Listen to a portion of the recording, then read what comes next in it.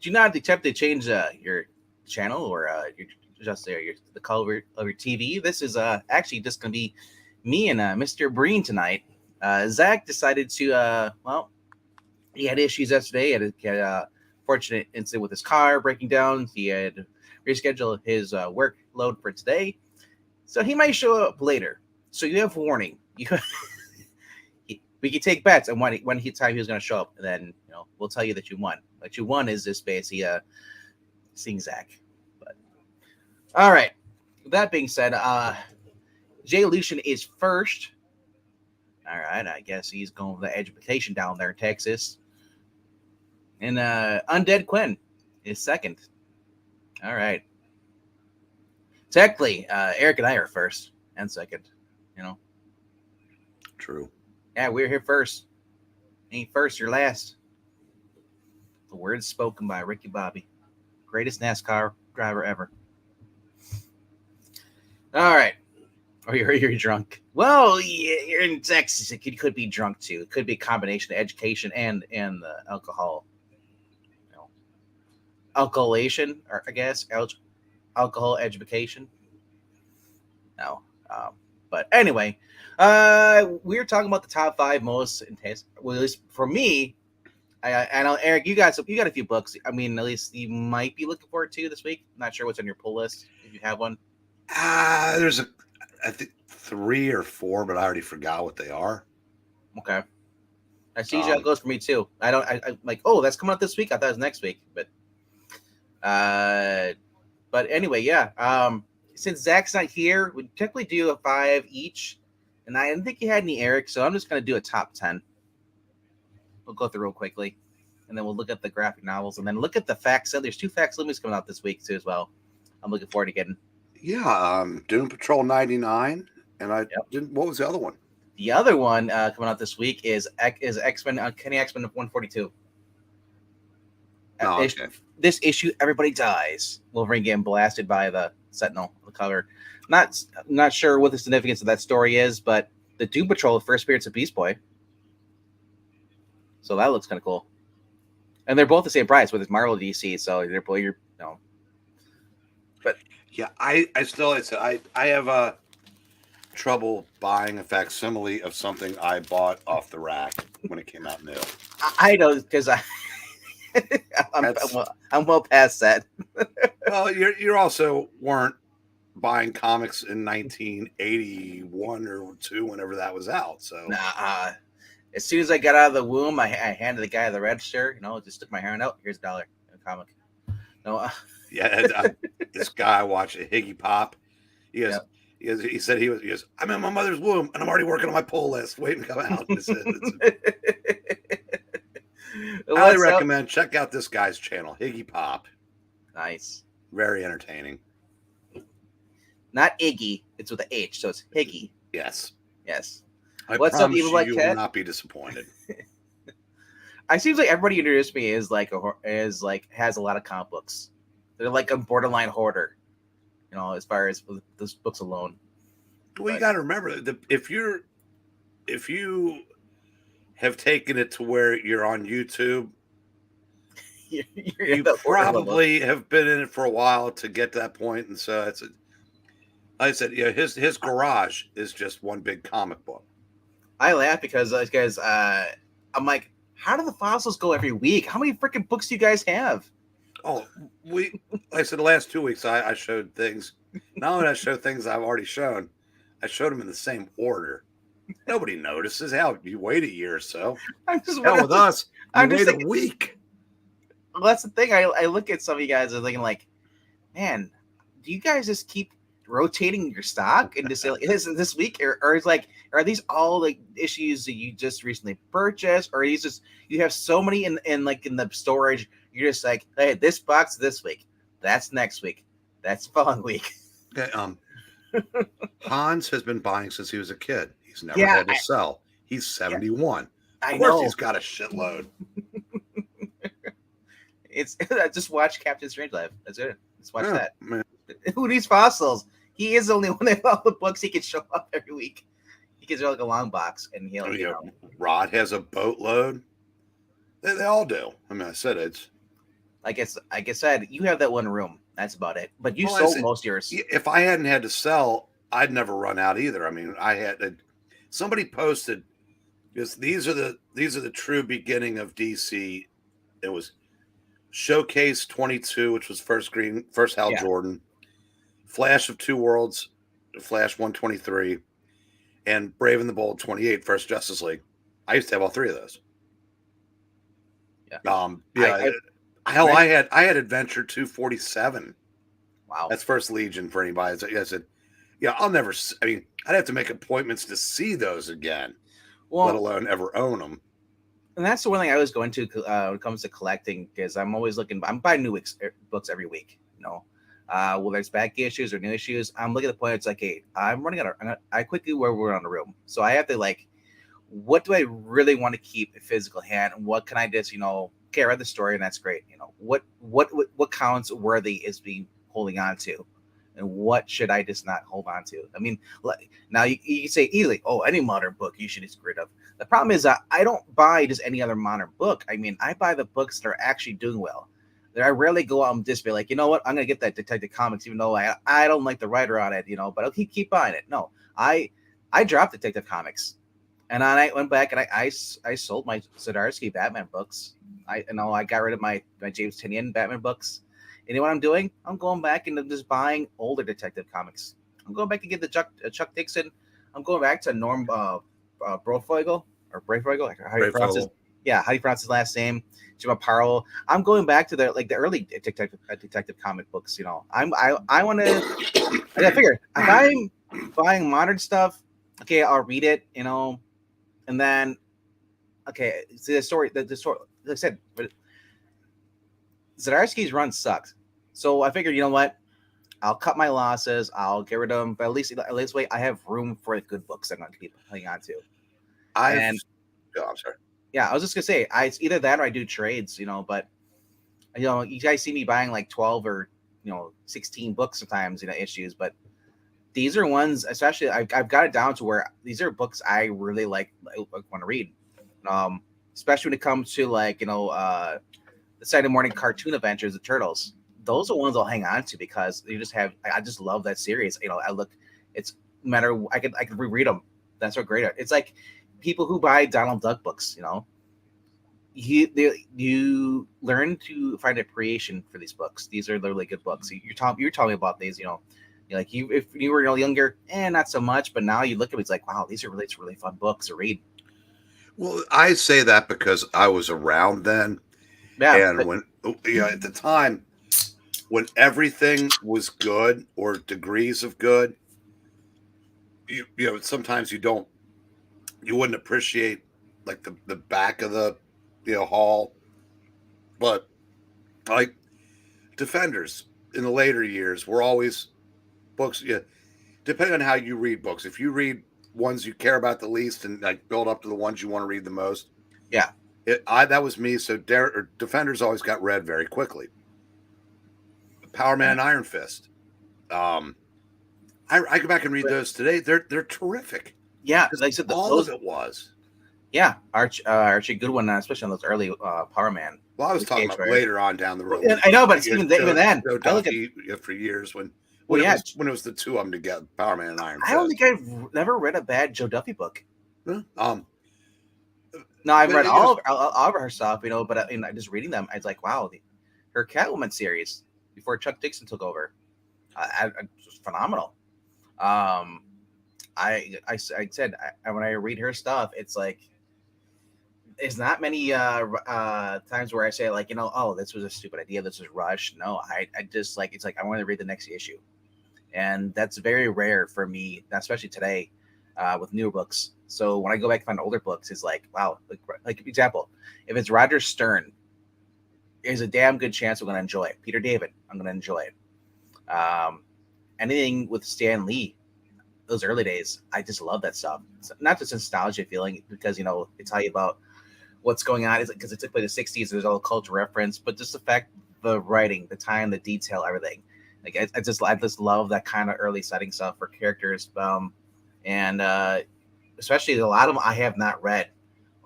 like we reread Fantastic Four here. That's a series I skipped. I was reading Amazing Spider-Man.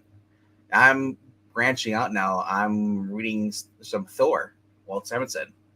I'm reading early Stan Lee Daredevil stuff. I never really would have touched Daredevil because I always been like, okay, Frank Miller Daredevil. What do I need to read anything else before that? So, I mean, if I'm collecting stuff now, I'm collecting the older stuff. And the problem is that I'm running into is that it's expensive, very very expensive hobby. And I've learned like if I'm gonna buy stuff, I'm collecting in trades to the older stuff, Masterworks if I have to, because it adds up too quickly for me.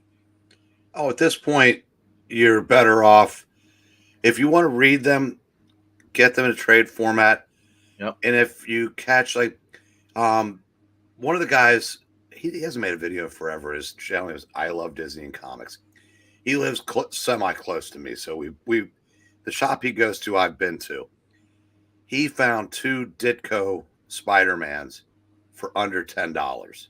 Wow. Now they weren't in the best shape in the world, but they didn't. I mean, they didn't disintegrate in his hands. And I said, and if you find something like that, if you're in the hobby, you want to pounce on it, unless you're like, my friend Jerry, who his books have to meet a condition requirement, or he just won't get them. So, which is just another way of collecting. I've always been the polar opposite. They don't need to be in great shape for me, but the newer stuff isn't meant to be collected. They're not. I mean, it's not a collector. If you've got runs, if you've got a PhD and can figure out where all the Spider-Mans, leave off and start back up, blah blah blah. But for the most part, they're not meant to be collected. I mean, the individual issues are meant to be collected in the trade, and you read them out with. Yeah. No, but it's the older stuff makes. I was just gonna mention it's like I love Disney. You said I love Disney. I love Disney and comics lives close to you. It's like I love comics is Angletons. It's like they're just all flocking towards you. That line is funny. That's one of his best. But I heard you're saying there's a lot of the books, especially Marvel and DC put a lot of garbage out.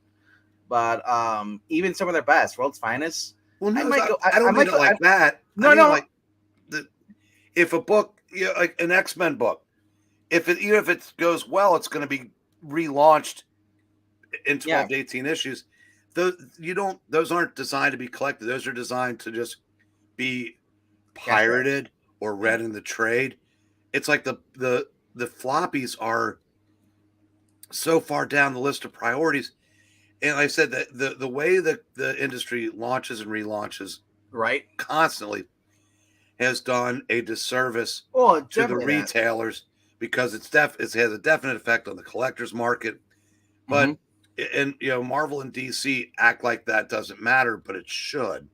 And look at how poor the sales are now for a number of reasons. I mean, obviously, shit content is one of them. But it kills me. It kills me. This week we have Spider-Man Gang War.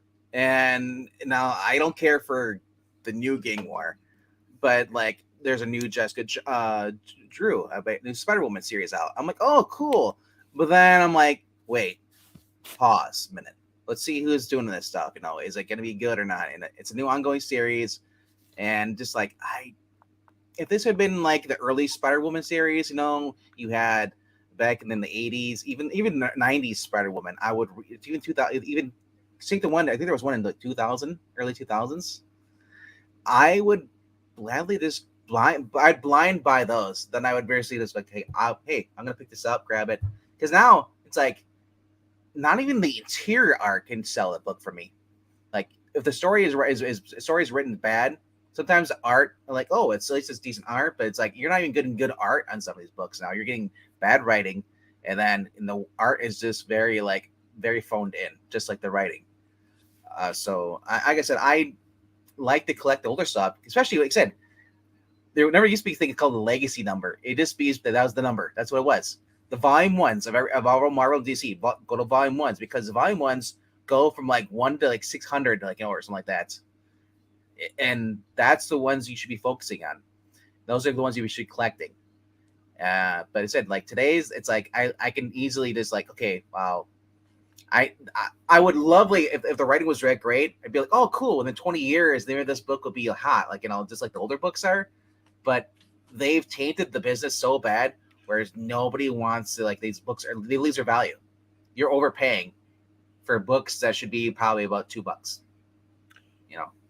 Yeah, I'm trying to think if there's anything that the introduction to a new character to get the speculators excited will have a temporary effect on some of the titles. Yeah. I'm trying to think, and I might be wrong, but I think the last new comic to really shoot up in value is Teen Titans 12, which of all places was the first appearance of the Batman Who Laughs. But as far as like story driven, like now there's nothing, because for one thing, when comics are $5-6 a piece, it's hard for them to appreciate above that, because there's almost all of them have leftovers on every shelf that they're available at. Mm-hmm. They just don't sell. So it's I don't know. It's if you're gonna collect, I could probably do the right thing. Just filter out the if you get a mini series that you like from the new stuff, or even a sustained run, hang on to them. But other than that, for one thing, they're heavier than hell. I hear ya. I mean, a long box full of new comics. I'm not sure I can throw one of those over my shoulder anymore. Anyway, let's get to why we're here. Yeah, let's get to why we're here. Thank you for jumping in. I saw there's a lot of comments here. We are actually went up to 12 people were actually watching, and I see we got some likes in here too. So always but 10 of them left when they realized that I wasn't Zach. Well, they realized that when you weren't on camera, they're like, I hear this old man, but we don't get to see his beautiful face. They want to see him with the chain smoking, saying comics are better when I was your age, kids. Today's comic books suck. They want to hear that. They want to see the lovable Eric Breen. Would you shut up? What? All right. If I shut up, how am I going to do the stream? Huh? Yeah. All right. I want to think about mistakes I made today. I'm going to start with see you at 9. I was going to say the first mistake was not having dinner. I haven't had dinner either, so that's yeah. Undead Quinn, I made that. I switched to short boxes. All right. Well, like I said, I read first of all. I glanced down. I saw Short Bus. Wait a minute. That said Wells, right? Look at that. That's a crowded Short Bus. This is the new ongoing number 1, and I'm like, oh, that's cool. I love the character, but it's not the character I love. Which one is it? It's Spider-Woman, Jessica Drew. Right. Yeah, but it said, and it's let me see who the writer is on this. I bet it's a woman. No, it's not. It's Steve Fox, whoever that is. Yeah, it is. Is that a former woman now, dude? No, but he's yeah, he's not good. I didn't think he was. I was looking at some stuff. It's just, and like, oh, Spider-Man, Viper, and I'm like, holy shit, Diamondback's in here? No, it's this dude here, Louis Stryker. No, don't.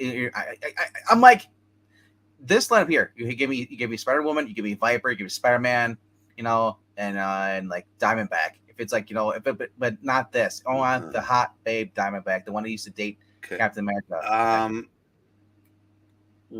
When did Madam Web start looking like Heather Antos? Well, when she became Julia Carpenter. Oh, the old lady's gone. Now it's that's why they're doing that movie with the young girl. Well, I'm all right with that because I think Dakota Johnson's like all kinds of hot. Oh yeah, I mean, but I missed the Aunt May version of Madam Web. And boy, did she look like Aunt May. She did. Yeah, I always thought that was hilarious. I was like, man, he just can't escape Aunt May. Even Aunt May's just it's like, you're destined to do this. Shut up, Aunt May. All right, my number 10 this week. We're gonna talk top 10 since Zach's not here. So basically do your top 10 regardless whether Zach's here or not. Ms. Marvel. No. Now, real quickly though. Oh, it's Green Lantern. I miss. Oh, wait. It's Alan Scott. Yeah. Isn't that tricky? Because that's how the rest of them are here too. It's like, oh, so I kept thinking, like, oh, I didn't know Green Lantern was coming out this week. I thought it was last week. If I were, who is this?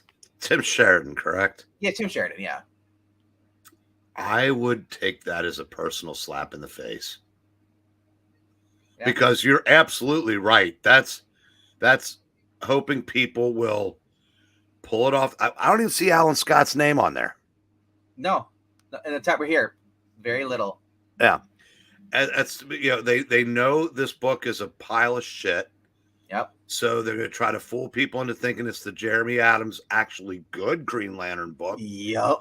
And once you realize it, you may be too embarrassed to take it back. Anybody who's buying this and liking this should be an Arkham Sound. Oh my God! Fuck you, DC, for that. Yeah. So because I almost put on my list, like, wait, that's the wrong one. All right. So my number 10 this week is a book that I did not realize was even coming out. Where is it? There it is. Berserker: Fallen Empire, number 1. If it loads now. Okay. No. I'm too close to the other side to waste time reading Tim Sheridan. So this is Matt Tomlin. I guess the guy who wrote a Vicious Circle and Batman the Imposter. Is artist Rebecca Isaacs, worked in Buffy the Vampire Slayer and Money Shot. Hey, hang on one second, because that's many things. Has the second issue of that Batman Black Label book that we talked about when it came out about 2 months ago? Raphael Grampes, yeah, that one. Yeah, has the second issue come out yet? Not yet. It's going to come out. I believe issue of the Lex Luthor. Not yet. It's come out. That's also been on hiatus too as well. Okay, I just want to make sure that's yeah, both good books. Yeah, but of course, by the time they come out again, I don't know if I'll care enough. Well, that's the thing, yeah, and that's one of the problems. When I talk to my niece about this, she's like, yeah, she's like, she started like, well, why don't you read Click On? She's like, well, it takes forever to just get the next issue out, and I forget everything that happened. Black Cat, I don't spend any time thinking about the Roman Empire. No. Bad memories. I don't care about the Anglo-Saxons or the Romans. But anyway, I'm too busy thinking about what should I have for dinner, or did I already eat yet? Oh. All right. So this is a Matt Kint. Matt Kint is usually with Keanu Reeves was doing this, but now it's a different team. Lone survivor of Olos, a long dead empire that once arrived, tells of the beast Berserker's distant past and death. So basically, this is the last one that came out was where it shows him basically in Atlantis. He was the ruler of Atlantis or champion of Atlantis. And Atlantis fell, and I guess it's the next step where now he's in like I guess Roman times or I guess somewhere near that. But gonna give it a shot. Now it's $10 though. Googly mooglies. What? $10. Yes. Yeah, I'm with Undead. Even if I was buying this, even if I bought the first series, yeah, that's a hard pass. Yeah. I saw a 32-page comic that looked interesting, but it was $6. This doesn't tell you. You've got to be kidding me on that. This doesn't tell me how many pages it is though. But I don't know. Like I said, I don't know if it's Keanu Reeves is still involved in this whatsoever, but this is some screenwriter and Eisner Award nominated writer. That doesn't necessarily mean neither one of those. But I did like The Vicious Circle, which he wrote, and I also did like Batman Imposter. So then basically your only obstacle is the $10 price. Yeah. If you can get past that, then you probably. Is my imagination Rebecca Isaacs pretty? Yep. She does covers and she does art, interior art, and the cover you see here. So that's why I'm like, and it's I don't know. It doesn't say how many pages it is though. That's the thing. When I get to the store, I'm gonna look to see how many pages it is. But it just didn't even know this book was even coming out till today. I was browsing, and I was like, okay, let's check it out. But yeah, that's my number 10 for this week. I haven't really read a bad Berserker issue. I hope this isn't the first. There's always gonna be the one of the first, and it's like that's when it goes go boom. But at least it's not anybody woke writers though. That's the I was worried about more. If this had been a DC book, Becky Cloonan is now writing Berserker. Would have been like Matthew Rosenberg or Steve Fox with an E. He's Foxy, right? Yeah. He wrote some X books that were indistinguishable from like the Teenies, Vitas, and Dannies. So yeah, you might want to just loiter and read that you know where you can read that. Yeah, I know where to preview stuff. Yeah. And that's what I'll say about it. If you feel guilty about reading books online, as long as you're buying the books that you physically like, I can support that. But if you're I used to be a lot more judgmental about that. Same here. But then again, you know what? The way I look at this industry has tried to get rid of people like me for years. So what difference does it make? Call me a bigot because I support the American flag. All that bullshit. Yep. So if they don't want my money, I'll yo ho ho. Our late friend Skip, support the people you like. That's what he said. I support the artists. I go out there. Skip was a lot more understanding and a lot more forgiving than I ever was. But I like this. He'd really support the people he liked. Oh, yeah. He'd buy every single cover he could just to support them. Now I'm not saying everybody has to do that, but I thought that was always cool. I used to commend him for that. I was like, dang, he's like, dang, you bought like every single cover east and west, or just like he just collects them. He's just like, yeah, dude, I just love it. These are awesome covers, but these are my boys. I want to support them. And then it also helped that he physically, he personally knew him. He basically had met him in person, hung out with them. So it's like we'd be like, if you bought a book or put a book out, and it was like, and I'd say it was like, it was good, I liked it. I'm buying every single cover, man. I'm hawking that book for you because you're my friend and because it's a good book. Well, yeah, the closest thing I can come to that right now is Jerry writes for Back Issue. Yeah. But he gives me a free copy because he gets an allotment, which is good because I don't feel like paying money for his shit. Well, I'm sure you probably bought something for him the other way. You guys go to the dinner restaurant, buy him a burger. Yes. And thank you for mentioning Skip. It's nice to hear his name mentioned occasionally. I know. I don't want to let him fall to the wayside. Yeah. That's what happens. Wes mentioned him the other day, and I was happy to hear that. So I miss that guy. Same with Mark C. Never really met the guy. He's popping on the Angleton's channel all the time. He died a couple of years ago. I think with cancer too. Well, yeah, Mark was a name on a comment, but you guys said we knew Skip. We know Skip, yeah. And that makes it maybe Kurt, shouldn't, but it makes it tougher. Yeah, it's so weird calling him Curtis. Someone's like, "That's your name?" It's like Curtis. It's like I'm just calling you Skip. I thought his name was Skip. I knew his last name wasn't Intosh. No, it's but Curtis. Yeah, because I mean that why not? Why couldn't that have been his name? I was surprised when I found out it wasn't. Like I said, when you know me as Vankman, call me by. Call me Comic Frog, or you can call me like Rich. Yeah. I try not to use your government name, on the air.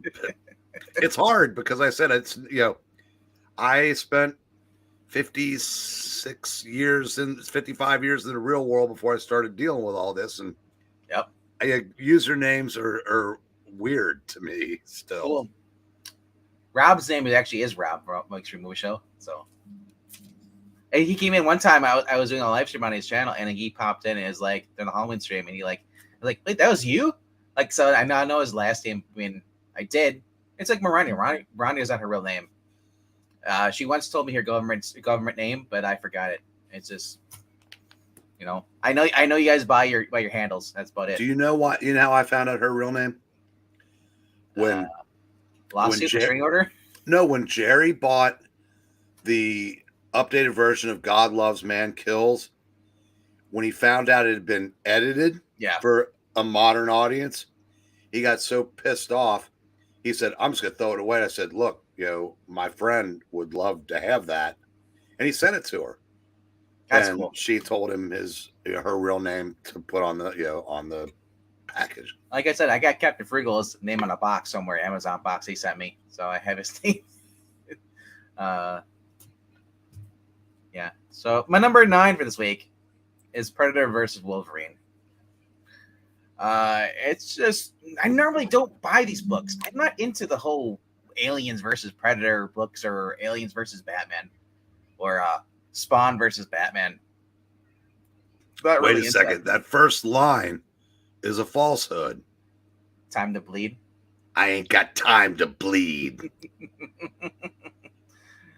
Yeah. So the year, like I said, he keeps encountering these. The last time he encountered these guys, the last issue was during Weapon X basically time with them. So it says here, time to bleed. The most gruesome chapter yet. Years after his first encounter with the, I'm not gonna pronounce that. the Predators, the Chris Hansen wannabes. Wolverine's gone feral, just the way the Weapon X program likes him. If the Predator thought the mutant was hard to kill before, now he'll meet the real beast. But the prize this time isn't just kill. Wolverine carries something precious within him, something the Predators never countered. Indestructible metal that would give them the hunter the edge over the prey. So basically, they want his adamantium, which makes sense. Why not? And add that to your arsenal if you kill something. 28 pages for $6. Still a little steep, but I've been liking it. Benjamin Percy is the guy who's writing it, and the more I read from Benjamin Percy, the more I want to go check out Ghost Rider. Dude, he says, I can't really dig what it says. Sadly, Percy Ghost Rider has gone downhill. I thought it ended actually. I thought they're giving it somebody else, but isn't the new Ghost Rider a mental illness haircut lesbian? I don't know about lesbian, but it's another woman, I guess. Oh, that goes without saying. That's which one though? Is it a new one or is it the same one from before? Is it the Angela girl?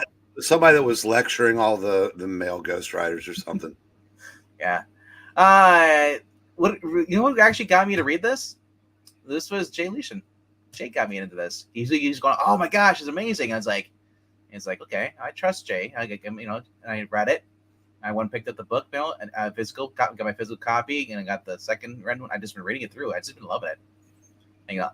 Not the biggest Wolverine fan, but I mean, this kind of feels like a Wolverine that I grew up watching on the cartoon stuff. This is the Wolverine who has honor, and goes savage, So, and it's not like he's just shoehorn in here for a cash grab. It actually makes, they're taking the time, different parts of Wolverine's past. He's come across these, I love the fact that he didn't even remember the first time because he lost his memory during the Weapon X program. So he's like, oh, who the fuck are these guys? It's like he already killed them, and all of a sudden there's a whole bunch of killing them, and I just love it. Predators pulling up people as they're doing Predator shit like you see in the movies. It's authentic. If you want to read when Wolverine was a great character, yeah, 80s X-Men, because and hear me honest, in the 90s he became basically, I don't know if the term's a deus ex machina, anything anybody wanted him to be. He was anybody with an idea became more. He became just overused, overpowered. In the early 2000s, they kind of even made a joke out of it because he was in the Avengers and the X-Men and X-Force all at the same time. Yeah. But if you've been reading comics for only about the last 8 or 9 years, you have no idea that Wolverine was ever any of these things because he has been completely neutered at this point. Sure. Occasionally somebody will channel the old Wolverine, but it's more like the 90s. But in the 80s, when the character was developing, he was a really good character. I said, I haven't been a huge fan for probably about 25 years now, it seems like. But yeah, the Wolverine of the 80s was, and the late 70s as the character was developing. Yeah. that's what you'd want to read. Yes, some of the covers they got going here too. 1 in 25s. I've never been a fan of the 1 in 25 variants. It's very rarely do I get one. I think the last time I got the 1 in 25 variants for anything was Batman White Knight. Or Beyond the White Knight. Does CB Cebulski have a look on his face like the deli he goes to just got his favorite lunch fixins back in? I don't know. Scroll down and look at that. Where is he at? He just seems like Chumley from auction from Pawn Stars. He or actually reminds you of Biggie. I forgot what his name is, but he's LK, add Ghost Rider and Punisher to that list. They were everywhere in the early 90s. Who's the guy, the YouTuber that's always just a France? He's I forget what his name is, but he was a big popular YouTuber. I don't know, you may not know him, but he was like, the famous clip I've ever seen of him is that he's like, who drank my Mountain Dew? He's like, oh, yeah, look, there's Faygo. He's like, puts candy, goes, I love Faygo. It's so great and stuff. No idea. I forgot what his name is, but he's pretty big. He was pretty big in the YouTube scene. I think his name's Francis or something like that. Boogie. Yeah, sorry. Boogie. Yes. I'm sorry. When I see that face, I see Boogie every single freaking time. I have no idea what that is. The fact that LK knows shocks me because I'm like, I guess LK was really watching this stuff back in the day. But I'm starting to think that there are 3 or 4 LKs, and he assigns his clones different things to watch because there's almost no way that one person could have consumed the amount of entertainment that LK has. I just want to know, where the fuck is 4K? That's LK. I will not cheat. It has to be organic. Well, you said there's 4 LKs, so where's the 4th one? Okay, where the fuck is 4 LK? All right, I'll accept that. Yeah. Like I said, I guess I'm enjoying this, and like I said, it's usually not my cup of tea. For like Wolverine versus this, Wolverine versus that, it gets boring after a while. So yeah, I'll definitely. I've read the Brood Saga all the way through with Wolverine there. Yeah, I love that kind of. He gets a little time to shine in there. Going against some monsters. That was are you talking the original one that went through like the late 150s, 160s of X-Men? Yeah, the 80s, yeah. Yeah, tremendous storyline. Yep. All right, so going on to my number 8 this week. It's another book that then I'm been sticking through it, but I don't know how long I'll stick with it because right now it's kind of like, okay, it's going on for too long. Story-wise, stretching-wise, and it is Green Arrow number 6. I think I quit with this after issue 4, but I'm thinking about getting 5 and 6 tomorrow. 2 is like the first one was like okay. 2 is where it hooked me, but then like the past like issue 4 is kind of like where I kind of like and so. I don't know. It's like we're getting. I love that Phil Hester's back. He's getting some more work at the DC, and like I said, I've never really been a Green Arrow fan. Like the most Green Arrow I've read is Mike Grell, and it's a totally different Green Arrow than what you're getting in this. Oh yeah, this is yeah. So this feels like a Justice League cartoon version of Green Arrow, more so. I know that. I'm probably the minority, but Phil Hester isn't an artistic pimple on the butt of who did the first couple of issues. That was actually good art. Oh, wait a minute. Okay, no, Trevor Harris. Okay, so it's not Phil Hester's. Okay, also wait a minute. Artist penciler. What the? So Phil Hester, because what the reason that Phil Hester's in here because Phil Hester is doing the different version because he came in the last issue he came across a multiverse where he came in a bunch of Green Arrows were attacking him after he landed on this building and it was confronted by the Phil Hester version which looks like a cartoon version but then you found all these other Green Arrows are all there hunting and it's gonna break onto a fight on the rooftop So, but Trevor Hairsine has been doing the normal Green stuff, and then actually, no, sorry, Sean Isaac has, but also they're basically they're taking turns as far as drawing different versions. Okay, well, Yeah, I still so may pick them up. which is kind of creative in a sense. Yeah, it's kind of like the Punisher meets Archie when they had the DeCarlo style for the Archie characters, and Buscema did the Punisher stuff. I do like this, though, the Christianity cover. Christianity being the guy artist on Firepower. I love it. So I might get this cover. Let's go to the freaking barcode, though. I hate that crap. Like, put the barcode where it's like up here, where it's not. Is it that they've figured that out in the facsimiles and haven't figured out why not just put them on the back cover all the time? I mean, that's a sort, and it's not just, I mean, it's been going on since, you know, I mean, 70s, the whole complaint was that it was hard for them to scan the book, right? They had to take the book out of the begging board in order to scan it. That's assuming that who does that. Yeah. But, you know, a lot of stores don't put the, you know, until, I mean, do you know where Xenoscope's on? Back of the book. Yeah. And that is why they do it, but that's, but, you know, that's,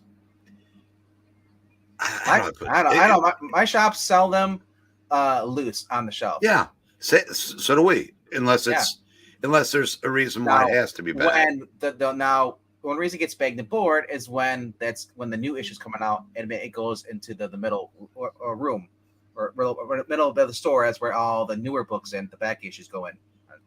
So then when it's put in the short box, then it's in a bag and board. Keep it nice. You know, those are like just they're still the $4 stuff. Now, once they get down to like the $1, then they might lose the bag and board. So, but these always have retail value though. But, I do like the Christmas card covers though, but I don't. Now, the one thing I was glad about this, we talked about this last week with Zach, is that this would be stupid. That's this cover. No, it goes on the cover of the book. You can actually take it out. The cover's still there. You still get the main cover underneath this, which I thought was really cool. This is just a thing that goes over it. You can cut it. Because I was thought about that. It's like that'd be kind of dumb, but I do kind of like this though. I like the fact that they're actually doing this. Now, the Happy Holidays sucks. That part I do not care for. Say Merry Christmas. If you don't celebrate Christmas, oh well, we won't say anything to you at all. Yeah, I don't have a problem with Happy Holidays because there's 3 or 4 of them clustered in that area. But people that take offense at Merry Christmas, to quote Dalton, those people can fuck right off. Yeah. You have a right to be offended. I have the right to not care. Just like same thing for you. New Year's Eve, New Year's Day, Christmas. Yeah, they're all like I said, within a week of each other. Do you call them Holiday Eve, Holiday Day? No, so like I said, if you just want to say Happy Holidays to encompass all of it, but if we're just talking about Christmas Day, say the word. Yeah. Merry Christmas. I mean, the reason they do it for Christmas, because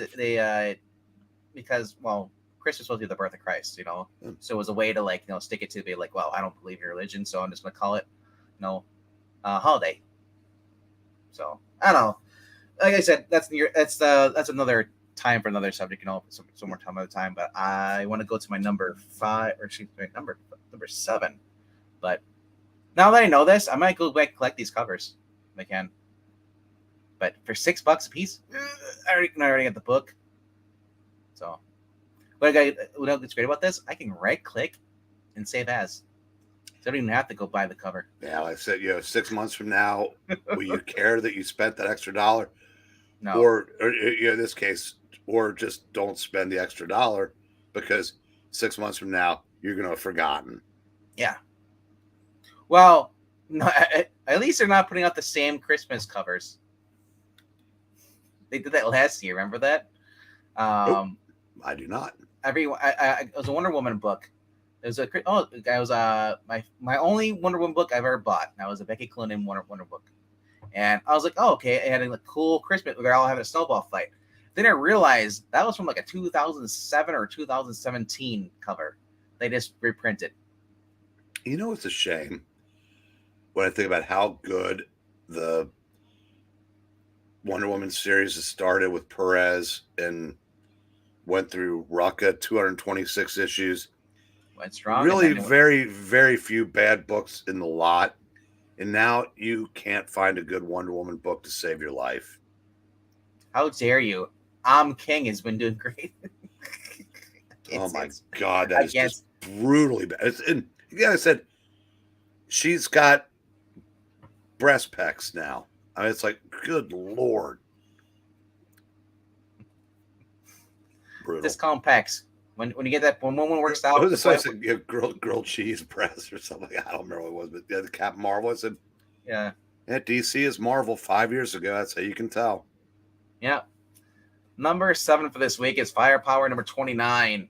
This is the second last book. The last issue comes out next. Well, I want to say next month. I think the 13th or something like that, somewhere around there. So, for those who are fans of Chris Samney art, Robert Kirkman of the series, kind of sad to see an ending. But yeah, the battle against the dragon hits too far too close from home, and the Johnson family are left really in the aftermath. What's left to do? Because like they wrapped up, they defeated the dragon, they defeated the bad guy. So I'm just gonna figure like, okay, there's 2 issues left. It's like, is this gonna have? Is the last issue just gonna be like, oh, we're just gonna have a giant picnic outside, grill out. It's all about family, with the like the last Fast and Furious movie they did. Like everyone, I think actually isn't that how every Fast and Furious movie ends, with them just having like a cookout? I think the last issue is going to be Kirkman apologizing for using too many white people in the first 29. Is that the first enough? But yeah. Oh, like I said, I use the Walker and Lopez cover. I've been enjoying this series, but it's like Robert Kirkman seems like he's just letting some books end, and then he's kind of just focused. He hasn't really been. I guess he's going to focus on the Transformer universe, so that means that he has to kill this book off. Because he's working with the Void Rivals, which is his new book, and then he's just overseeing the whole Hasbro thing. But yeah, this was the main villain from the last issue. They just killed him off screen, pretty much. He was so rushed. So hopefully this is a good book, but that's why it's not of my top 5. It's kind of been like, okay, I guess so. But I'm gonna miss seeing Chris Samney's art on stuff. Although he has been doing covers for DC comic books, you saw the Green Arrow, and he's also been doing some covers for Superman as well. So, I'll just say this: Mark Millar, if you are listening, grab Chris Samney, take him away from Marvel or DC, and let him just work with you. It's phenomenal artist. But yeah, that's my number 7 for this week. You read any of the Fire Powers yet? I have not. I'm sure it was. I'm sure it's good. It was just that started when I wasn't buying much of anything. I mean, because I said, Kirkman's kind of hit or miss for me. I loved Invincible. I just, Walking Dead I liked as a show, but I never got into the comic. Firepower is kind of similar to Wally West Flash. Yeah, I thought his Marvel team up was terrible. Well, not terrible. It just wasn't good. Talking about the Spider-Man Invincible story. The one was called MTU because I guess were embarrassed. I thought that was okay with Invincible, and then knocks out. No, that was a one-off, and that wasn't bad. Yeah, I like that one. But that's worth more than the rest of the series put together. Right. So you never know. Miller was discussing that he's working on the 2025 product now because it allows him to get the best artists. Like I said, if he takes all the good artists, like I said, like DC, they lost a lot of good artists, good writers too. I hope that. I mean, I don't think Marvel and DC are gonna die off because they're losing people. If anything, we're just gonna get more Becky Cloonan's, more Vitas, more Danny's and stuff coming in the hobby, and then people will still buy it. And that's the thing. They'll probably sales might dip more, but there's people who are going to keep paying $6 for books like that They're mediocre. Number 6. Let's scroll down to this. Have you seen any books that you might be picking up this week or might want to try out so far in the list? I said I'm gonna get. There's a couple things I'm gonna pick up, but All right. Teenage Mutant Ninja Turtles Saturday Morning Adventures number 7 is my number 6. You're like, why is it my number 7? It's just the way it is. no, it's. Do I have to explain this to you again? I keep bringing it up, so you have to keep explaining it. Yes, And I noticed that James Bond, I think, is out this week, right? it is. If that's not your number 7 this week, you suck because you're running out of chances. It's actually not on my list this week. Yeah, you still suck. I had to narrow it down. I was like, I figured out which books I'm really excited for too. Not to say that James Bond has been bad. It's just that it just wasn't really on my list, because it was a last minute list. I did this, and then I was like, oh, that's right, it does come out this week. For whatever reason, League of Comic Geeks lists the B cover is not to be announced, even though the main cover says, oh, it comes out this week. So it always makes me wonder, like, is it coming out this week, or are they just got it wrong? But all right. So you're like, okay, I if you have watched the 80s cartoon and you're a fan of that, this is the 80s cartoon, be continued, by the guys who did IDW Ghostbusters for all those years. And as much as they put a love into that, they're putting it into this as well. This is Eric Burnham and Dan Schoening. Wonderful guys. Dan Schoening is not the cover artist, though. But he does. But I don't think he has a cover himself. Probably not. But he does. He said if you like the Turtles, he's kind of like how Dan Mora can really capture. Like, when he did the Buffy books for Boom Studios, Dan Mora actually drew Sarah Michelle Gellar. Like, actual, it wasn't photos. It was actually like actual him drawing sketches of them. I thought it was really cool. And that's how Dan is in this book too. He captures everything. I know he got shit because like Ghostbusters, like, why doesn't he draw them looking like people? It was all, and I asked him one time because, like I said, like he said because it's licensed. They don't have the license to draw Bill Murray or Jan Aykroyd. They'd have to pay more for that. And IDW did not have the I guess they weren't going to pay up for it. But anyway, so now it's Turtles, bunch of Shredders, Chaos. Is it a Comic-Con or is it World's Waldo? But it looks kind of cool. It's a Christmas Saturday Morning Adventure cartoon. So basically, I always loved it too. Just like sitcoms, you had the Christmas episode. Now we're getting into, a Christmas comic book. Those are always fun. I said there's nothing more magical than winter in New York. Only this year, City Hall's banned the St. Nick lookalikes. All right. So, surprise on Teenage Mutant Ninja Turtles. The rest of New York, the usual crew of Kris Kringles, have been replaced by an army of Shredder cosplayers to fill the Santa-shaped hole in New York's hearts. Shredder is hosting a convention celebrating himself. Is this really an altruistic act to lift spirits, or is this something that more nefarious afoot? Foot Clan. Move over, Santa. ShredderCon is coming to town. I just love this, man. It's just zany fun. So,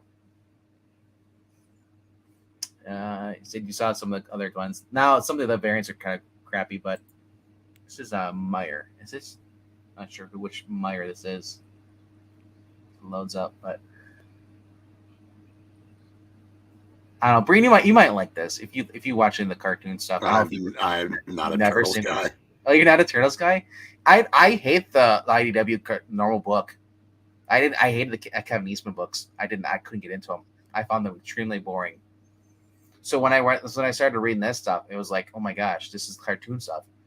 I'm not sure how much Eastman was involved with the cartoon series, if he actually wrote any of the scripts. But I just had so much fun with this. I'm gonna need a moment to collect myself. I just found out I'm blocked by Vita Ayala. Oh, I thought you were saying you're offended because I hit the normal turtles Borny. No, yeah, no, not the apples. Yes, there are no apples tonight unless Zach shows up. Seriously, all right. How do I get past that? What can I do to make it up to her? Make it up to G. How do you make it up to her? Just create a new account. Literally, even if I knew how, I would need more of a reason than to be able to read it. I'm probably a block just by being friends with Angleton. Literally, or anybody else who basically is ever because if I follow somebody, they chain block. So it's interesting because I said there. What got me started is that apparently this David Pepos guy, okay, had blocked some Renzo Rodriguez guy, and then everybody saw it. I said, "Yeah, I'm blocked by him too." So I looked him up to see. I said, "I'm not."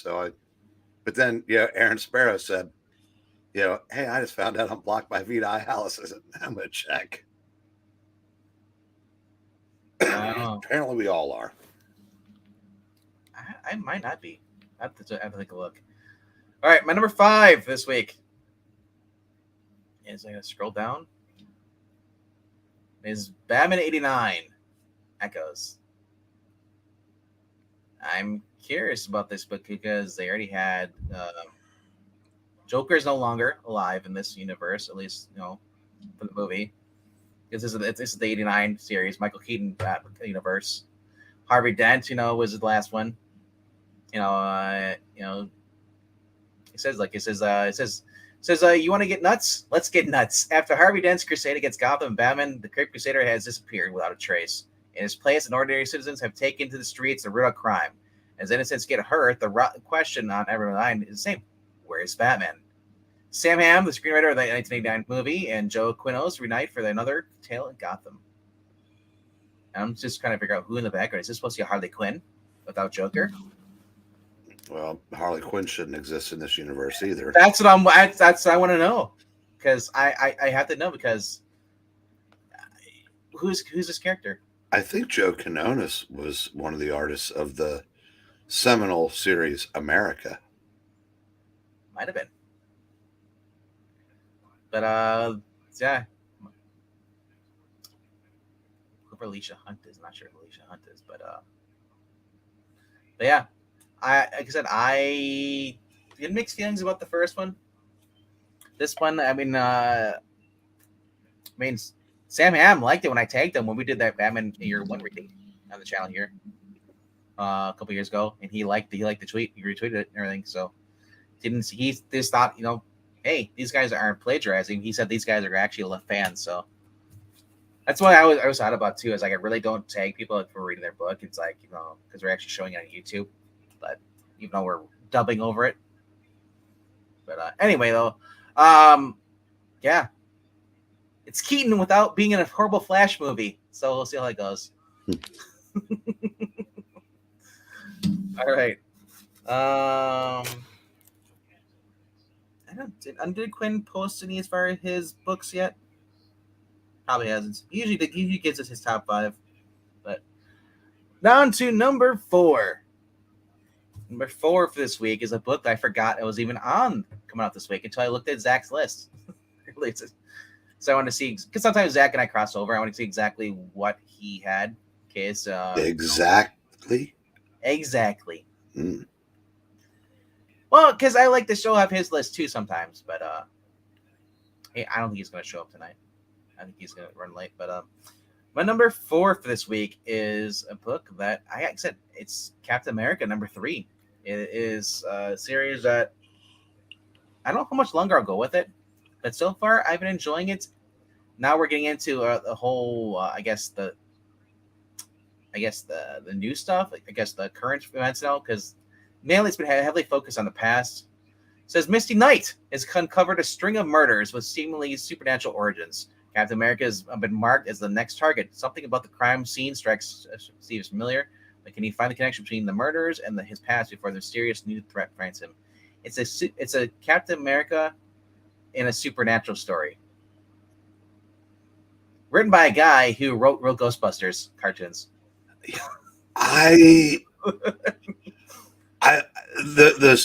The overarching story I like, because it's like there's an actual talented writer doing a book at Marvel, which puts him in rarefied air. I thought there were some parts of issue 2 that got a little too cutesy for me. And it'd be nice if we could just have one book that didn't have that tee lol so random bullshit inserted. Mm-hmm. That said, I'm gonna pick this up because, like I said, the good so far the good has outweighed the bad. You know what's really crazy about this book being out? Like you saw the last issue where they had the group of Nazis harassing the Jewish people in New York. Times haven't changed. Yeah, yeah. It's funny. You just change Nazi to, Palestinian, and you get the college kids on your side. Yeah. All right. They got the Friends anniversary. Phil Jimenez, Klein, Behrens, Night Ends variants. I guess Moon Knight. The hell? Yeah, one in the variants. So I guess that Greg Land variant. So fucking unnecessary. No, they don't need any of this. No. Jesus Saiz is a cover artist for this one, the main cover. So yeah, okay, that's the main cover, right? Yeah, it's the main cover. That's cooler than any of the variants by a mile. Yeah. I mean, that is a really cool for a modern cover. That is really cool. The playing cards and tarot cards, whatever you call them. No. Yeah, I'd like to see more of this. Hopefully it's not limited. It just keeps going. Because I'd rather have Straczynski in a book than any Ta-Nehisi Coates or any of these guys, Don't you need to say something right now? Do you? No, don't you? Oh, why? All right. How's it going, little Rhaegar? There you go. It just tickles his ears just right. As well it should. Literally, if you heard that in the middle of the woods and they followed by some banjo music, you better run. Not that I would ever do that, though. I can't play banjo, but Steve Martin can. I can't run, so there's. So it wasn't us. All right. Let's get to my number 3. All right. All right. So that's at least 2 books. Green Arrow, you said. Captain America. Yeah. We're getting you, Brain. Getting you to read some books. I'm starting to think that you're not going to have the other one on my list on yours. Really? Yeah. Well, it depends. It might be a number 1. Who knows? But number 3 this week, though, is a book. It's another indie book. Wait. You're not getting Flash. Is that what it is, right? No, God, no. My number 3 this week. Let me scroll down. Keep going. Is Local Man, number 7. Another series that our friend Curtis, aka Skip Tosh, got me into. And at first I was like, Local Man. I'm like, he tells me the premise, whatever you want to call it, in a synopsis of the story. And I was just like, but it's Tim Seeley though. I can't read a book by Tim Seeley because he just writes shit.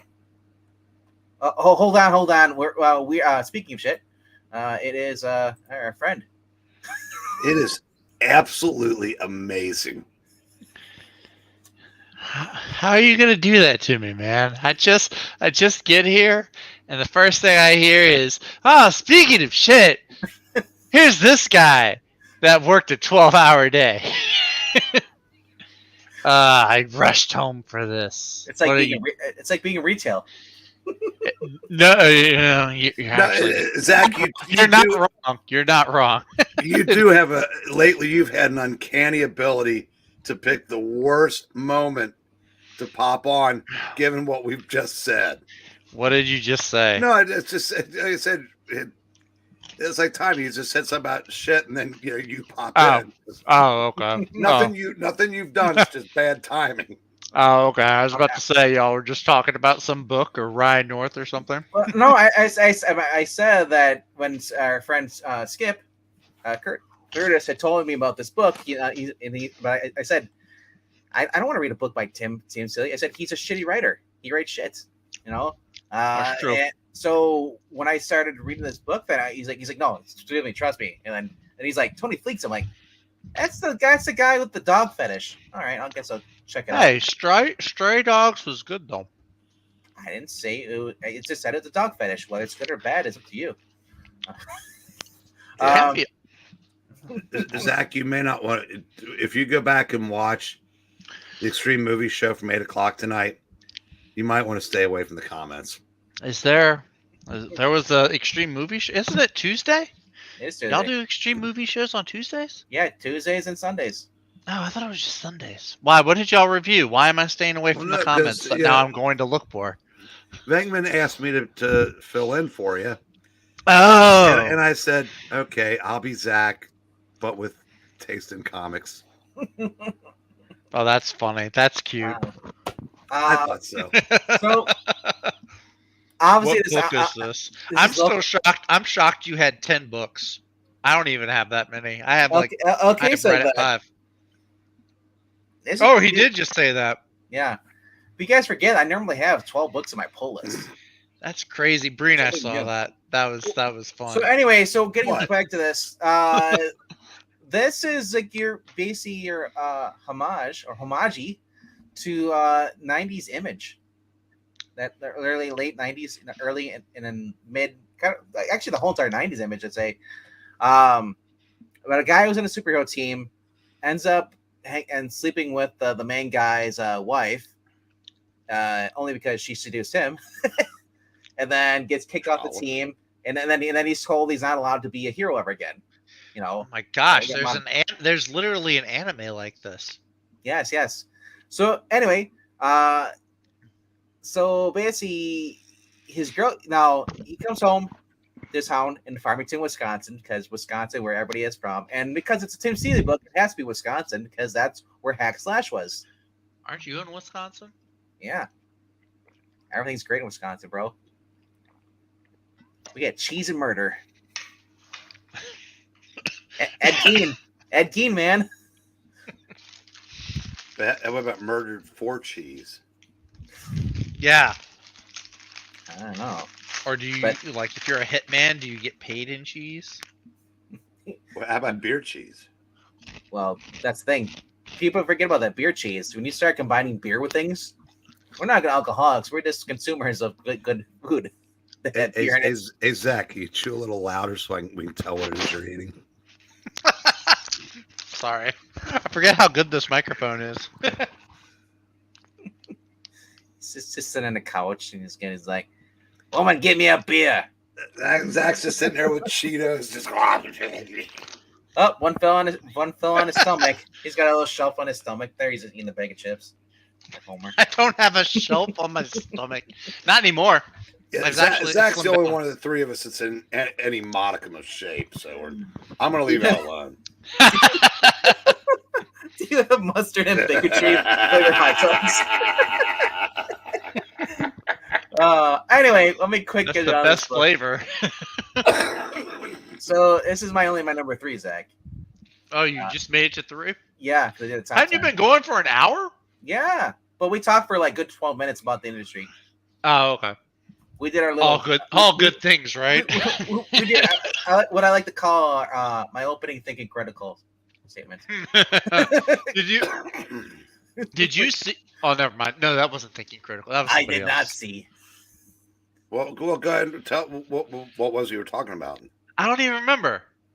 It wasn't thinking Why critical. I was on Twitter I was only on Twitter twice today. I thought I saw it wasn't great. It might have been Perch, but I forgot what it was about. I just remember seeing his logo or something. Wow, you I tell don't a know. story like my mom used to. Hey, did you Yeah. see that thing that guy and that thing and yeah. They know the thing. The thing. Don't over worry. there. When I remember it at 2 a.m, I'll make sure to put it in the group chat. God, I just realized my mom was Joe Biden years ago. She was just biding her time. Oh. All right. On the flips, yeah. So basically, if those have been following this, he solved the murder, and everything that's going on. And he started hooking up with his ex-girlfriend, who is married to the sheriff. And we find out that she's got her own dirt. She's not her Goody Two Shows. Going to the cupcake shop. You know, she's got her own thing she's doing with his own side business, and it looks like she is gonna bump him off. Looks like that's supposed to be Crosscheck floating down there in the water. And so yeah, says a part 2 local man gets creative in his search for the murderer as his girlfriend, basically ex-girlfriend, prepares to bring superhuman trade to Farmington. On the flip side, while Crosscheck attends celebrity weddings and goes on dates with models, Igna is going to save Farmington one person at a time. But how? You get 2 stories. One written by Tim Sidley, one written by Tony Fleeks. They take turns doing art. It's kind of like Grindhouse in a sense. You had Robert Rodriguez and you had Tarantino. So I kind of like that. And then there's always the covers. I love these extra covers. There's these are good variants.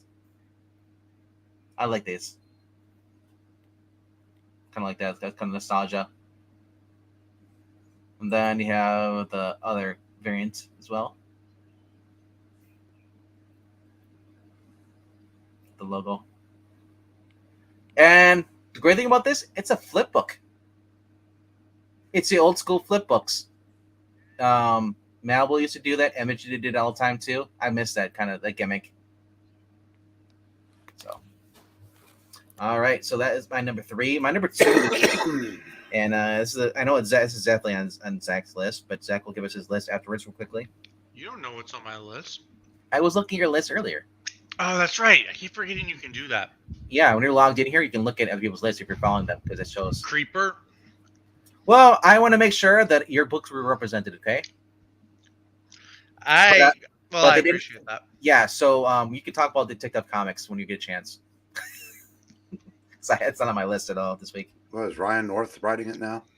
It's Ram B, but the art is getting worse and worse. And my thing is that the whole problem with this Detective Comics is that he's got to be rescued by Catwoman. I just had Gotham War, and I had other shit. I'm done with Catwoman. I just don't want any more Catwoman. Well, lucky for you, he's now dating a Tamaranian. Oh yeah, I heard that Jason Aaron was pretty good actually. That was Thinking Critical that I heard. Actually, no, that was the Superman Lost. Hooks up with the Green Lantern. Did you hear about that? That was Christopher Priest. Is that the Is that the Priest one? Yeah. Superman Lost. On his way back, he hooks up with the Green Lantern chick. Which one is it? The I don't know. Like a teenager, or is it? Apparently, it tells us the Lois. It's like you're married to her and you cheated on her. Wait a minute. Is it the Jason Aaron book where Batman takes up with the Tamaranian? Yeah, that's the Jason Aaron one. Batman Off-World. Are you noticing the trend here? If he's Off-World, he's banging other babes. Well, you know, I can answer Wes's question. Yes, you are a sap because it will get bad. It's Jason Aaron. It has no choice. Well, yeah. Well, apparently he did like the first Jason Aaron book, though. He did. That's what I said. But he is a mind idiot for liking that. I said, yes, you are. All right, my number 2 this week is a book that should be higher up on the list. Maybe I already passed it up. Maybe I did. Look again. I bet you I did pass it up. Yeah, I did. And here, it's number 3. It is ironically, my number 3 or number 2 is number 3 on this list here, but it's Moon Knight, number 29, which is the other book on my list. You know, that's also at issue 29. Firepower was the other one previously. Except that Firepower is ending, and this one's actually they're both ending, right? Well, yeah, but Moon Knight they're doing the Chip Zdarsky Daredevil thing with Moon Knight. Ending, Brain, and relaunching. It's ending and relaunching with the same team. And what did we talk about before? Books being collectible? No, they're not worth it. These books are not worth collecting. These are books you just want to read and that's it. Even that. Very few books I can say about current Marvel DC that are worth reading. You should go out and reading these books. But as far as retail value or keeping their value, a lot of them are not going to. They become quarter books. Yeah, but if you like the stories, then it's got personal value. And then, well, that's the thing too. At today's age, just wait like 6 months, and you have the trade. Yeah, you can, but I mean, some people prefer trades. I like the individual issues or hardcovers. I don't really care too much for the paperback trade cover. Personally. Final hours of Moon Knight. As the clock ticks down, it really takes the wind out of the sails when you say final hours. We find out that Weezus for launching #1. But yes, the final hours of Moon Knight. As the clock ticks down, the Moon Knight battles the Black Spectre for the fate of society. Wow, it's Yin versus Yang. Will Moon Knight fight and his allies thwart Spectre's fiend, or will they? If they do, what will remain of them? At least it's not like Daredevil, where you just go tune in the book and like, oh, it's there's a new that's the thing. There's a new Daredevil book coming out. Guess who's ongoing? Guess who it is? It's Elektra. Dumb. I don't know. I've been enjoying this. I want more of this as far as Moon Knight. Moon Knight's been one of the books I normally don't pick up. If anything, I've been reading the older Moon Knights, even the Chuck Dixon one, which I do agree is not as good as the original, but it was good nonetheless. Anybody says anything bad about Chuck Dixon, get out of here. It's great. Wow, All right. Can you simp any harder? I can. Please, sir, send me some books. Get in line right behind Robert Venditti, Mr. Dixon. Because I saw a friend of ours getting some Venditti books. Yeah, Jay was saying that, and I was like, can they be the Hawkman books? I was about to say those Hawkman. Yeah, that would be cool. Not much of a Man of War or Valiant War stuff, but anyway, yeah, not much more to say about this. Now it's a different artist, so Federico Sabatini. That's not the normal artist. No, the normal artist is Capuccio. Or Yeah, it's Capaccio. Yeah. Tom Brevoort's out of this. Yeah. Tom Brevoort needs to retire. Go away. Yeah, everyone in the Marvel needs to retire and be replaced with people who can actually write. Not Jeff McKay. He's all right. Just erase everyone. They're gone. Whole new. Okay. We'll do a canon classic. We'll go to the mall and we'll search for the right person. We'll have casting. I don't think that works for writing, does it? It can. Submit your story. There you go. Do like whatever the writing equivalent is of what's the movie Invincible, the football guy, Mark Wahlberg movie. Yep. Where he went to a tryout. Try game. Scrimmage, yeah. Yeah. But this case, you got to submit your work, and then they find the best work, and then yes, get rid of. And if you don't use the judges that already work for Marvel, get competent judges. Use DC's judges. Use the competition's judges. You know what I say? Get Brubaker to judge it. Oh, yeah. Or Millar.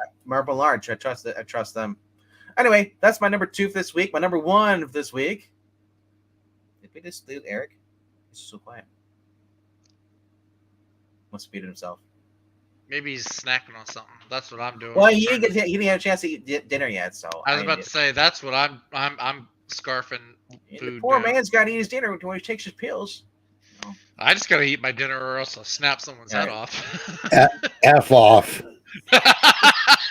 See, that's me if I'm not eating. My number 1 book of the week. Oh, here I just heard someone laughing in the background. I was about to say, that's my echo, I think. That was kind of creepy. I never know because Breen's watching TV in the background, so I don't know if he's watching the commercial or something. Wow, that's a really weird commercial. That commercial, some AI program stole my voice.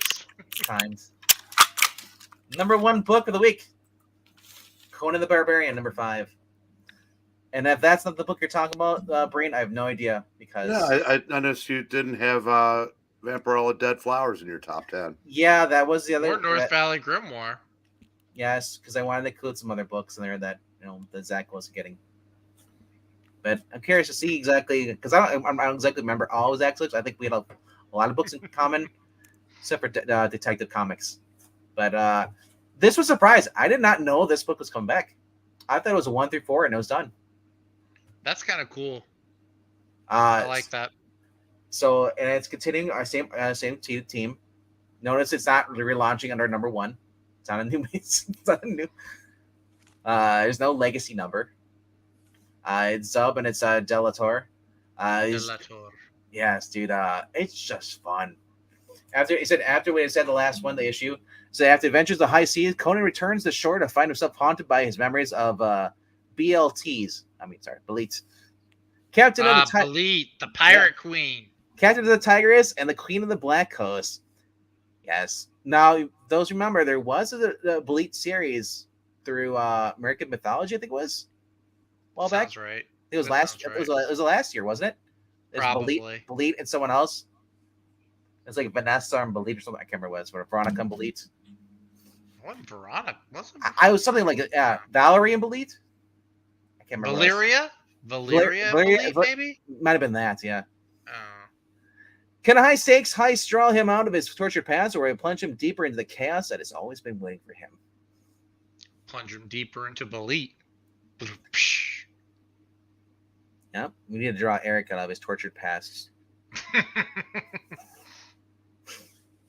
Into the chaos that's always been waiting for him. Fun series.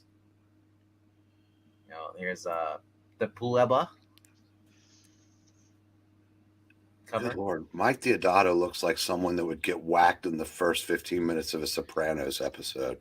He's a pretty competent martial artist. Actually, he used to post like him doing Muay Thai. I think it was on Instagram. I like this. This looks like a 1920s like a style kind of art. Kinda, yeah. A little bit of Frank Frazetta vibe. This is the one I really want to get. Kind of like that painted art. This is the main artist. Yeah. Very cool. Then there's the black cover for Zach. I'm too tired to think of a response.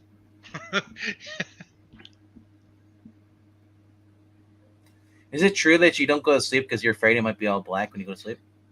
Man, I don't care. I don't care what color it is. I'm gonna go to sleep if I'm tired enough. I'll fall asleep. I don't care if it's black, white, polka dots. So Deodato does the main cover. Zurcher. Patrick Zurcher. Yeah. These are all fun covers, man. Especially the one here, the sharp one. The detail on the back of this one too. I like that detail. Everything on the leaves, all that stuff. That's cool. As far as titles go, I love the logo. That's been kind of cool too. It's kind of like a cartoonish, but it's got a cartoonish title on like a badass cover, and all of like a guy just butchering people. So I thought that was interesting. But the Liam Sharp covers are cool. And I gotta look back. I don't think did Quinn ever. And did Quinn? Do you ever post your list? What you're getting this week? He just said he was getting one book. I think North Valley Grimoire. Oh, is that it? That's on my pull list. It's just not on this list. I had to limit myself to 10. Wow, you know what I just realized? What? Thursday night's going to take forever. No, I'll just go live for myself. No. Deodato. Yeah, he looks like he's always been looked that way. He looks like the angry guy. He's like the Sheriff Nottingham. All right, so that's it for this week for the top 10, and then we'll look at some of the trades here. Anything you might want to get, Breen? like Danger Street. Nope. Which What's that's that? ridiculous that that's already coming out. Yeah. The series isn't even over yet. Yep. I mean, it'll probably come out 1 month after issue 12. Speaking of Chuck Dixon, Volume 8, collecting towards the end of his run, Batman Dark Knight Detective. That's a fun series to get. We got Friendly Spider-Man by Tom Taylor, Nope. which actually, if that's the older one from 2016, It is. that actually was good compared to what's out now today. I gotta give him credit for that. For a short Keyword little is Do you have to give him credit? compared to today. That's the key word. Well, I know, but Compare it to Todd Compare McFarlane it- or compare it- Straczynski. I liked it better than Superior Spider-Man. I liked it better than most of everything after One More Day. Well, I actually did kind of enjoy Superior Spider-Man after the fact. I was Yeah. angry for a while, but then I went back and I was like, oh, you know what? As an auto story, it's not the worst. But you can tell the two books that I was actually got on that list here are not the end covers. Not the end books. Gail Simone, Omnibus, Wonder Woman. Nope, good. Gail Simone's run wasn't bad. It is unremarkable, but it wasn't bad. Seven Soldiers of Victory is Omnibus though. oh, nice. Is that the But it's- Grant? Wait, that's the Grant Morrison one? It's Grant Morrison one though. That's why I'm like, eh. No, that's actually. I've been wondering if they had all of those together. 'Cause those were a bunch of miniseries, and I've got Not bad. Again, not great. I've got all the Bulleteer ones or bullet ones. The hot chick. Right. And then, like I said, then you go to Excalibur. I'm not sure if this is a new one or older one. No, it's from the 80s into the 90s series. I can never tell anymore because it's kind of the same. I guess if it was today, it'd be like two dudes we get married. Invincible Iron Man. That looks pretty cool. That's from the mid 70s. Yep. Yeah, that's This is the best thing I've seen so far. West Coast Avengers. Yeah, That's the second best thing I've seen so far. That's my favorite thing right there. And Groot was a really good series. Nothing has changed. Oh wow, Lord, they're here they come again. I'm pretty sure that Green Lantern's already been released in that format. Well, at least they're bringing it back. Oh, hardcover. Never Oh, mind. Yeah. Dark Reign making a comeback too. That's kind of cool. Thunderbolts. Yeah. Because of the show. Oh yeah. Well, the Or movie. Whatever. Well, Yeah. they've got the new comic series, the But- miniseries but from Jackson. Why Lansing. Yeah. release it for people who aren't going to read, or the people who are watching that you're going to watch a movie are not going to read the original, and they're not even going to have Norman Osborn leading the dark, I know that shit. That's why they should read this one when they were like maniacal Yeah. evil. Right there is what I'm looking at. Savage Sword of Conan.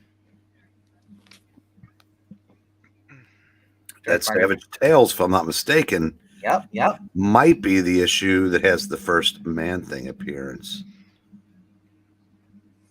Ooh, Yes. Kazar is in here too as well. oh no, not Kazar. Kazar! Zach, you might as well have just asked me to do that. Kazar. I'm surprised we Kaz- didn't make like a Tarzan joke. Yeah, like a Tarzan yell. Kazar. Wow. Oh no! Don't look at the Black- bottom. No, Black- no! Black Colossus and Black Brother. Ha ha ha ha. All right. Wow. I think the only one alive on here is probably Roy Thomas, right? Is Pablo Marcus dead? Might be. I didn't Barry even- Williams is still alive. I keep forgetting that Roy Thomas is alive. I don't even know how current these photos are. I mean, that's from 2023, right? Well, no, Robert E. Howard's been dead for about 80 years? That he was the original Dick Tracy, right? You know who he is, right? I hope. Yeah, he's Howard Hughes' father, right? Oh wait, no, wait, no. Oh my God, it's right. He's Ron Howard's grandfather. Go lay down. Oh my gosh.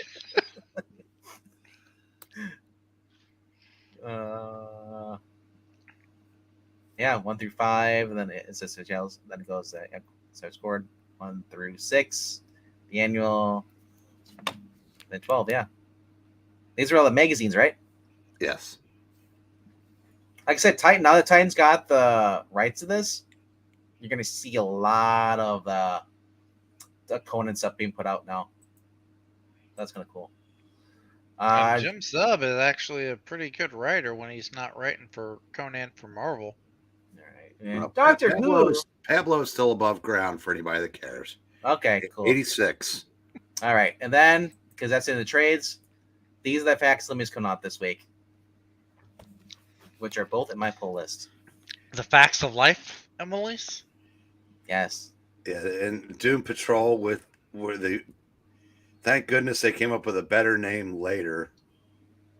Introduction to the future changeling. Hey, Beast Boy is still the best name.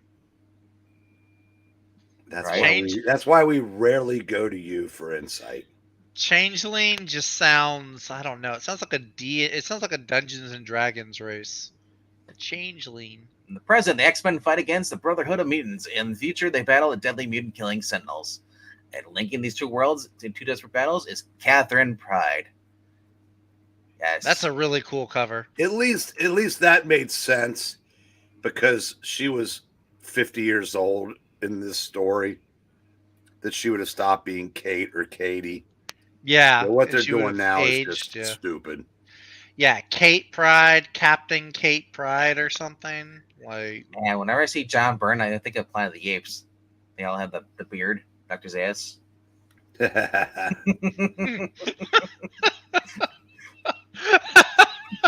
can't unsee it. I look at all that talent right there. And then Captain, oh my gosh, it's Captain Strangelove.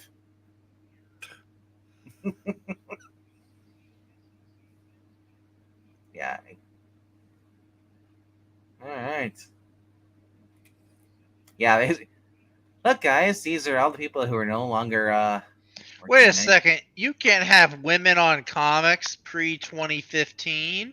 You got 2 women up there. Zach, so quick question. Do you know what the colorist is? Yeah, Glynis. What a name. Glynis Oliver. But do you know her name when she was married was? This is her new That's name. her maiden name? This is her new name. She was married to somebody else. It was another writer. It was a writer on Marvel. Oh shoot. No, I don't know. I'll give you a hint. His first initial of his first name starts with the L. That doesn't help me. Len. With an L? Len Wein, maybe? Yes. That's his ex-wife. Oh, dang, Len. I mean, Well, I'm sure she looks older now. Oh yeah, Len died though. So. Okay. But she divorced him. They divorced before he died. Yeah. As I say, he's dead now. But I mean, she divorced him, and then he like a couple years later, not a couple years, but I think at least 10 or 12, I guess, or something. Can't remember how long. It was. Oh, okay. But yep, she's remarried and everything, but she doesn't do anything else. She was, I guess, that was her connection to the industry. Yeah. Louise Simonson, she's still around. I think she's got like a power pack. She just did a power. She just did a Power Girl story, didn't she? No, not Power Girl, Power Pack. No, I think she got remarried. She just took her maiden name back. That's when you know the divorce was not amicable. Yeah, because my mom and dad couldn't stand each other, but she kept his name. All right. Then we get to here, Doom Patrol. Man, crazy. Now that you're trapped in my cocoon, my deadly bees will finish their job. Mr. Mind, is that you? Meat. No, it's the Fantastic Bug Man. Does he like that? The new Meet Beast Boy, the wildest, weirdest teen tornado in comics history. Or is it so, what do they call it? A whirlcane? A what? If you've been reading with us, you would understand that joke. Yeah, I'm sure I would. Why does he look so furry though? Like, Yeah. who took Beast Boy's head and put it on like a Morlock from the Time Machine? Good night. Well, see, because he's a beast, and that they're showing that he's a beast and a boy. Yeah, but okay, sure. I mean, I guess this is his first appearance, so okay. Yeah. Well, in his Yeah. first appearance, he didn't look like that. That was just kind of Yeah, to give you an idea of what the character was, because he could turn into Yeah. right. See, because he Right. could change into things. That's why Changeling made sense. Yeah, but he and- turns and into Beast, so Beast Boy. I'm just saying that he has more hair than Pixel's ever had. He hit puberty faster. So. The Doom Patrol put on a public display where Robot Man drives off a fucking cliff. And the hand of Elastigirl is saved at the last minute by Larry's negative man form. LK? Larry? Negative? Could be, could be connection. This ends with Robot Man almost face planting into the ground. He's humiliated when the panic gets stuck to his face. Larry reveals to the others that he's gay. He doesn't want to always rely on his negative side. He wants to be positive and talk about books he likes. And be a real man and fight for himself. Okay, Pinocchio. One night, the Doom Patrol returns to their base to find that it's been trashed by what appears to be various different animals. Convinced that the attacker will return, the Doom Patrol sets up a trap for them. They bring in Fred from the Mystery Machine Gang. That's what I wanted, the Doom Patrol crossover with Scooby-Doo. That would have been awesome. But no. That would have been cool. I would have been the perfect. Forget Batman. That would have been the perfect franchise to cross Scooby Doo with the Doom Patrol. Especially when like since Shaggy is like he's a real robot. Crap. Yeah, but that's it for this week though. I hope you guys had fun. Zach, you can really quick give us your top 5 if you want to. Oh gosh, I didn't even get to look at the. Let me see. I wrote down a few things. Hang on. I got 5 books here. Rapid fire mode. We've got Conan number 5 is in my top 5. That's my number 5. Flash number 3 is my number 4. Green Arrow number 6 is my number 3. Let me see. Moon Knight is number 2. And then Firepower 29 is my number 1. Oddly, Firepower and Moon Knight are both on number 29, and they're both about to end. It's like they're copying each other's homework. It's kind of funny. Right. But also, Captain America is on my list. Local Man, I think I'll also pick up the new Local Man. But, Jim, North yeah. Valley Grimoire is good. It's just I was down to like 10, so I had to figure out which I want to have on there. And as I kept, I wrote my list like 3 times, and because I kept remembering, oh, this is coming out this week. Oh, that's right, it's coming out. It's like, then I was like, I wrote the list, and I was like, oh crap, I forgot these 2 other books. Oh well. Womp womp womp. Yes. I'm running out of room on my notepad here, so. There's some. I think there's a bunch of books coming out next week too. I think. Could be wrong. Could be, but I want to thank Eric Breen for stepping up and Yeah, being thanks, here- Breen. being here. Thanks for filling in for me, Pa. You're welcome, son. Just make sure you get your chores done in the morning. Oh God, I don't even want to think about tomorrow right now. It's gonna be another long day in the car. No, Zach, don't stop thinking about tomorrow. I know the song you're thinking of. It'll soon be here. It'll soon. Yeah, unfortunately, it will soon. It'll here. be better than before. Well, today was better than yesterday, so maybe tomorrow will be better than You today. know, yesterday's gone. Yesterday's gone. Yes, yesterday's gone, but that's okay. Next week will be here before you know it, and with it, a new issue of Ryan North Fantastic Four. We wanted to end this on a positive Angel. note, and he goes to the Well, vets. Here's okay. I was looking through 3 boxes of absolute destroyed crap, but Ricky Storm. This was inexplicably in there. Wow. That is Hmm. damn near like off the rack new. Wow, That's cool. that is awesome. Probably worth the rest of the box that it was in, but Jim Sorensen, Birds of Prey is on Breen's list, okay? Not my list. Wait, is you talking about back issues or the new one? I from what's can't her buy name? Birds of Prey because I'm a guy. I'd be taking Really? a book away from a woman who wants to read it. That's right. That's true. That's true. He makes a very good point. We can't steal all the comic sales from the ladies. They got to step up to the plate and support themselves. Wow, that's just kind of that's even worse, Zach. That's not what I was saying at all. That's what I was listening to someone today on YouTube. They were talking about how women didn't show up for the Marvels movie, but men get all the blame for You know it. what I've been hearing lately is for whatever reason, like a lot of these podcasts people are talking about, is it okay to hit a woman? Like we're just randomly just started popping up. No, it's not. You animals. I do not condone of hitting anybody, whether a guy or a girl. Well, I mean, I'll smack a dude if he's being obnoxious enough. Like, See, yeah, that's funny. They talk about that, and I hope they were being just glib. But one of the things I've been saying for years is with all of this talk about how girls are better than boys, they're bigger, they're faster, they're stronger, they can do everything better. You're going to raise a bunch of boys that are going to say, "Well, why can't I haul off and belt her?"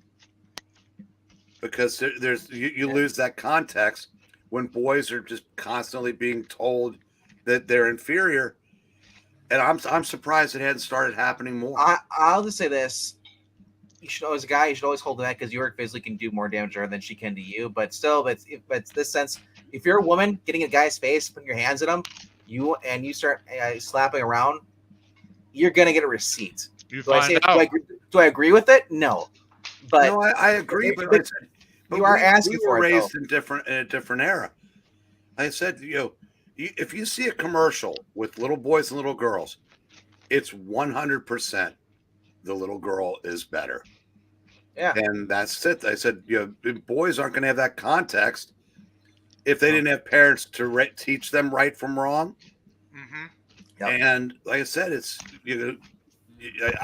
I'm pleasantly surprised that it hasn't become an epidemic of guys just hauling off and hitting girls because they don't even know any better at this point.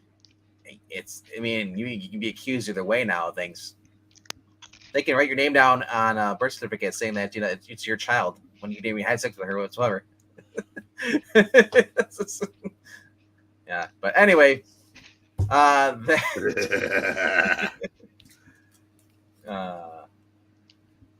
no, it's more like Sharky, the Sharky Machine. Did you get off of hitting women? Hitting, smacking women? It's like sometimes. That's a crazy movie. That's Burt Reynolds, man. Wow. Hey. Sounds like the American Sean Connery. You think it's okay to smack a woman? Oh, sometimes. It's like, no. If she's asked for it. Sometimes you just gotta smack a bitch. Has to be done. And she's asking for it. She gets hysterical. You have to slap some sense into her. But like I said, with guy or girl, don't get somebody's face and be shocked if they do something about it. Mhm. Common sense. It needs to be brought back. Every action there is a reaction. Sometimes equal, sometimes it's worse.